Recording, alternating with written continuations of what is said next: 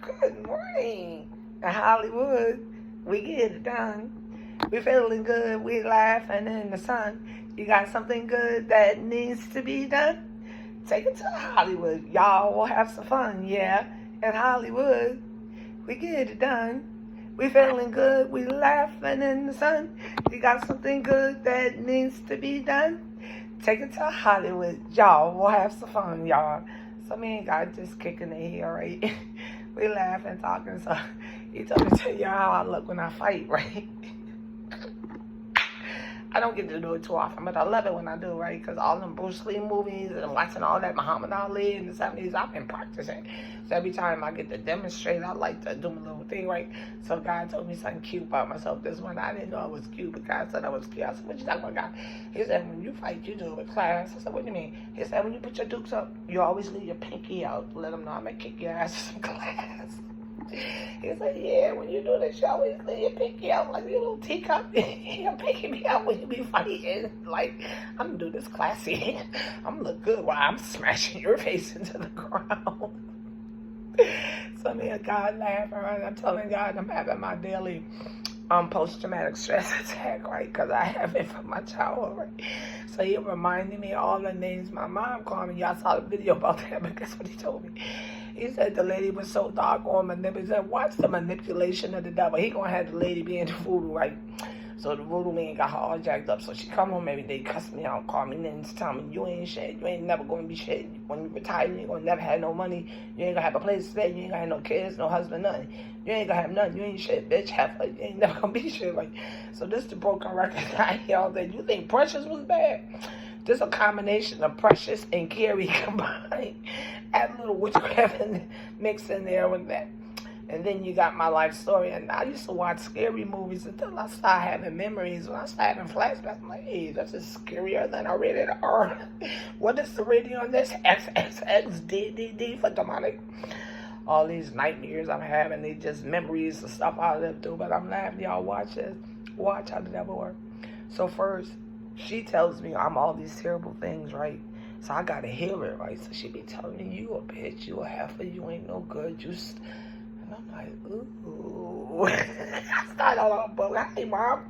By the time she finished describing me to me, ooh, that's nasty. I don't want to be her. Then I worked in the office, and I was busy in the church and the community, so everybody thought a lot of me, right? Until they met my mom.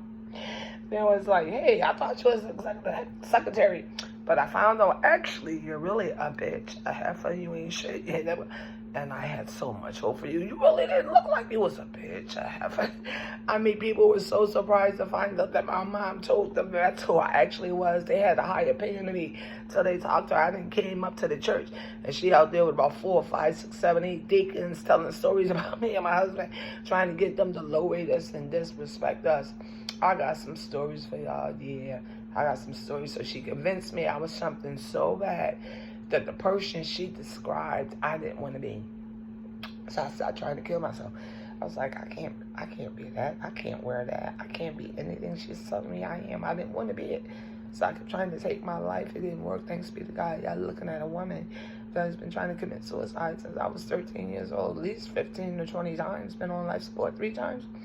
And God brought me through it all. Thank God and grace and mercy for the gifted doctors and the hospitals and the equipment and the machine and the medicine that caused me to sit before you today by the hand of the Lord and the work of the doctors. But I just wanted to share some stories. The first thing they got to do is convince you of a lie. And that's what I want to talk about. She tried to convince me that I was something terrible until she needed aspirin. Until she needed somebody to go to the store. And then she started sending me the story. She go, oh, get aspirin. Oh, go get this. Go get that. So I'm running all these errands. Then she'll throw another little errand in there.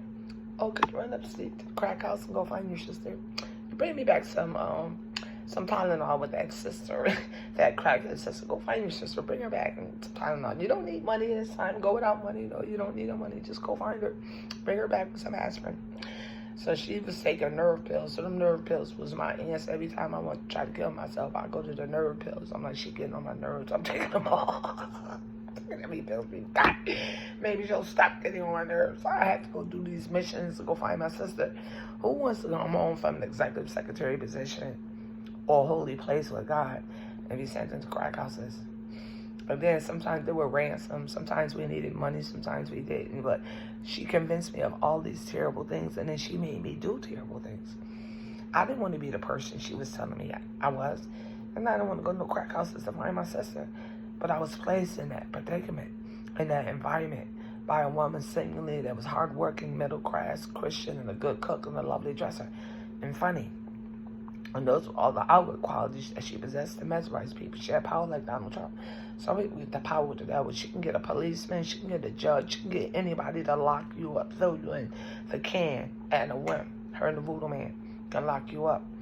So I've been locked up several times, but the Lord set me free. She's got the keys to the kingdom, and not only am I free, but I'm walking around setting others free. How about that? I got some keys. Jesus told me, whatsoever I bind in heaven shall be bound on earth, and whatsoever I loose in heaven shall be loosed on earth.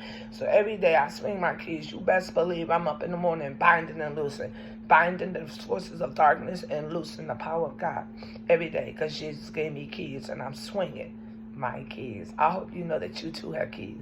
I hope you're swinging your keys today. Any enemy come up against you, bind that sucker. Bind them up and toss them to Jesus, and Jesus can throw them into the abyss. In the meantime, you can walk fine, drink a little wine, spend some time with Jesus on your mind, like he's on my mind.